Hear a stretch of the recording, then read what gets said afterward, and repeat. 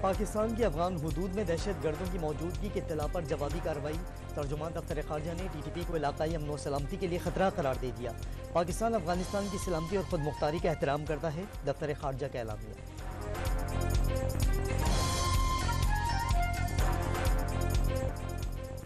Security forces کا شمالی وزیرستان میں انٹیلیجنس اطلاعات پر آپریشن، دہشت گرد کمانڈر سمیت 8 دہشت گرد ہلاک۔ مارا گیا دہشت گرد سیکیورٹی فورسز پر 16 مارچ کے حملے میں ملوث تھا، آئی ایس پی آر کی تصدیق۔ وزیر اعظم شہباز شریف کی تلنگانہ میں شہید کیپٹن احمد بدر کے اہل خانہ سے ملاقات، حوصلہ بڑھایا، شہید کے والد نے بیٹے کی شہادت فخر قرار دی۔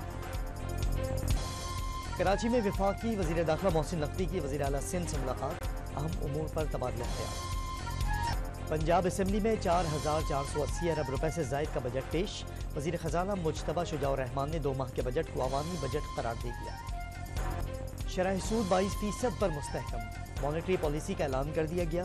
دوسری شش ماہی میں مہنگائی تیزی سے کم ہوئی، بیرونی جاری کھاتوں کا توازن بھی تیزی سے بہتر ہو رہا ہے، اسٹیٹ بینک کا اعلان۔ خیبر پختونخوا کے مشیر خزانہ کا صوبے کے 10,000 خاندانوں کو رمضان ریلیف پیکج دینے کا اعلان۔ پاکستان اس وقت بدترین مہنگائی کے دور سے گزر رہا ہے، مزمل اسلم کی press conference. Islamabad high court میں سائفر کیس میں بانی پی ٹی آئی اور شاہ محمود قریشی کی اپیلوں پر سماعت، وکیل سلمان صفدر نے سابق وزیر اعظم کی تقریر پڑھ کر سنائی، مزید سماعت کل ہوگی۔ الیکشن کمیشن نے سینٹ انتخابات کے لیے اپیلیٹ ٹریبیونلز تشکیل دے دیے، نوٹیفیکیشن جاری۔ ملتان میں F I A crime circle کا پاسپورٹ آفس پر چھاپا، درخواست گزاروں سے زائد رقم وصول کرنے پر 6 ایجنٹوں سمیت کئی ملازم گرفتار۔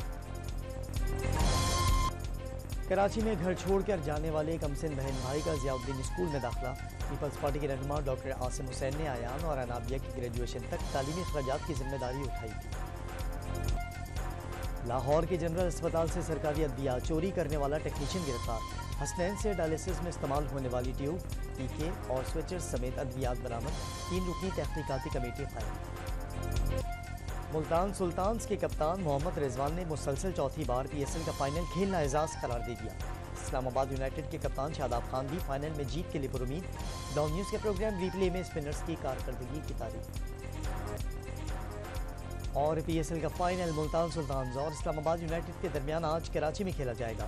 دونوں ٹیمیں رات 9 بجے میدان میں اتریں گی، جیتنے والی ٹیم 14 کروڑ کی انعامی رقم کی حقدار ہوگی۔